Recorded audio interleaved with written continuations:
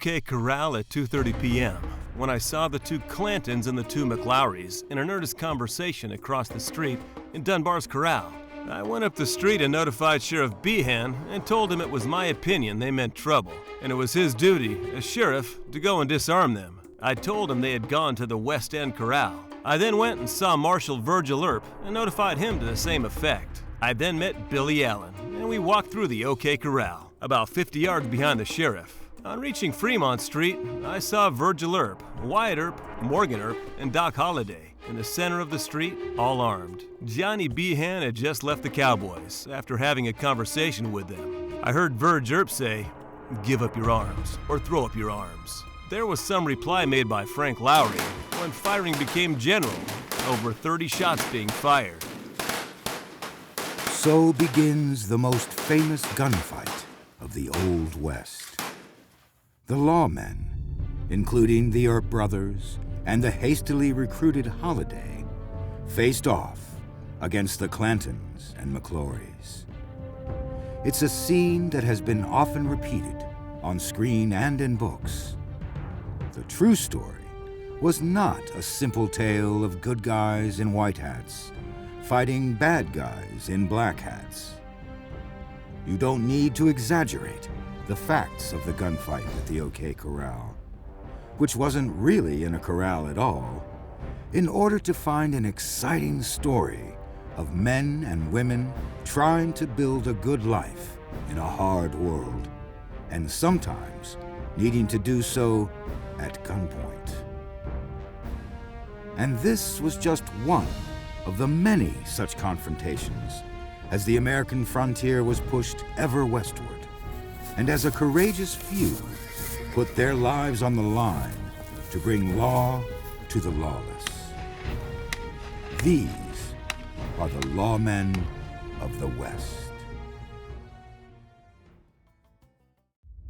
The obvious question when one considers the West is, west of what? During the colonial era, the colonies themselves were carved out of the original wildlands, what we now think of as the East. The frontier was their backyard, the wilderness just at the edge of the coastal settlements. Law and order weren't maintained by extensive government-funded police forces, but by local constables and sheriffs, supported by citizens who might be drafted for night watch duties or to form a posse.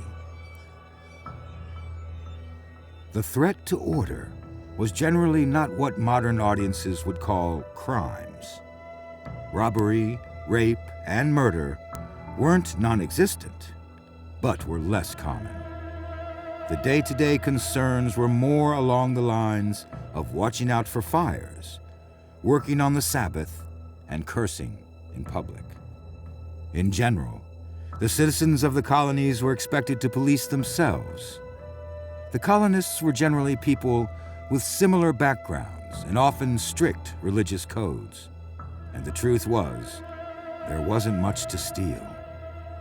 The colonists needed to band together within their settlements to face the threats from outside, the Native American tribes, whose land the colonists were claiming as their own.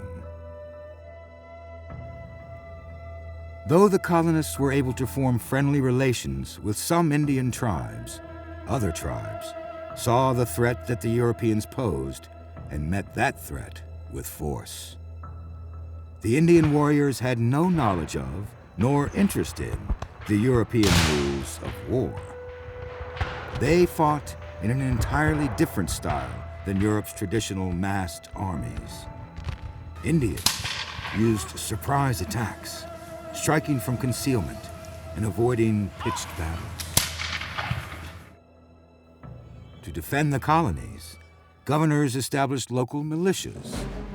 Every able-bodied male was expected to serve in the militia, and every home was expected to have at least one working firearm.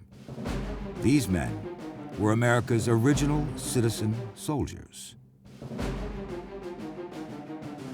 From the late 1600s, almost up to the American Revolution, there were a series of wars between English colonials and French colonials, each having their own allies among the Native American tribes.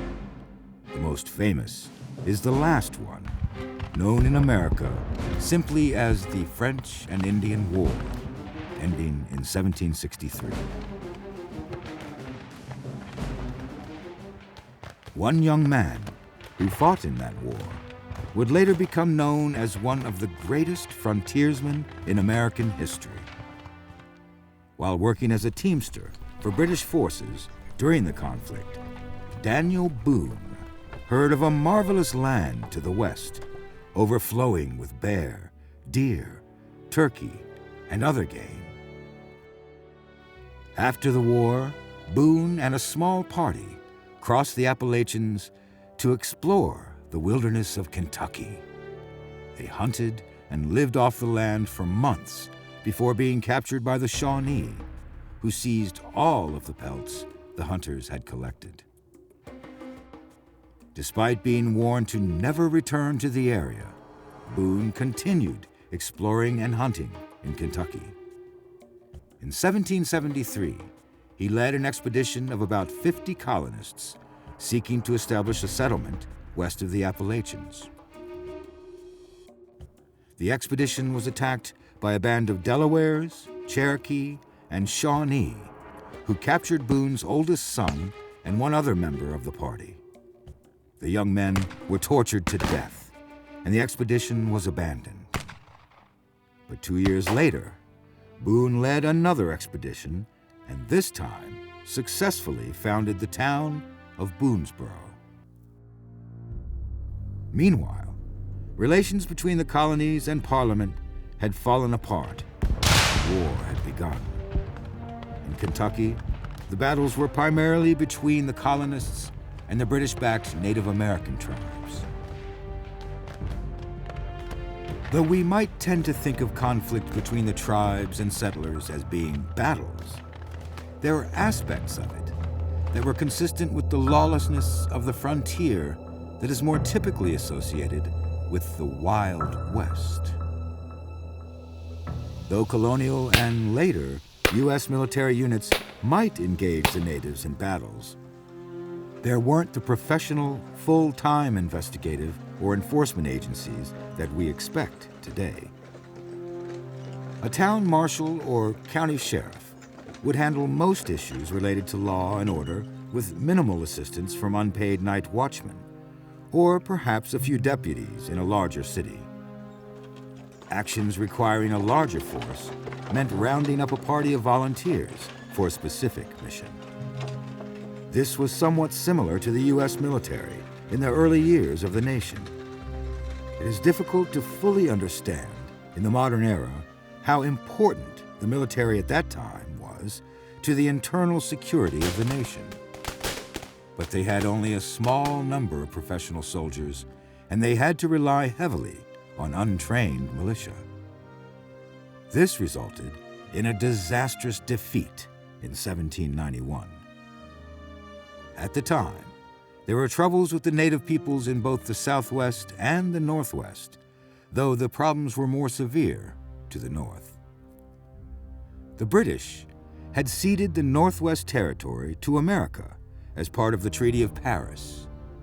This territory included lands that would one day be the states of Ohio, Indiana, Illinois, Michigan, Wisconsin, and a portion of Minnesota, and it was already populated by various Indian tribes who had been British allies in the war. Angry over American settlers encroaching on their lands, the tribes reformed the Western Confederacy. Indian raids were answered by settler attacks, each growing more vicious. Thanks for watching. If you'd like to help us produce more compelling historical content like this, please like, comment below, and share this video with fellow history buffs. And of course, be sure to subscribe to help keep history happening.